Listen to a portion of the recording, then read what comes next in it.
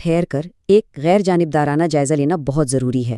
دیکھیے، اگرچہ حضرت علی سب سے پہلے ایمان لانے والے بچے تھے، لیکن ابن تیمیہ کی مجموعی درجہ بندی میں ان کا مقام چوتھا ہے۔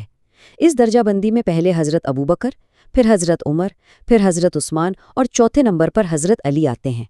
یہ بات خاص طور پر قابل غور ہے، کیونکہ یہ درجہ بندی شیعہ عقائد کے نقطہ نظر سے ایک واضح فرق کو ظاہر کرتی ہے۔ تو یہاں ایک بہت ہی دلچسپ سوال ذہن میں آتا ہے کہ آخر یہی مخصوص درجہ بندی کیوں؟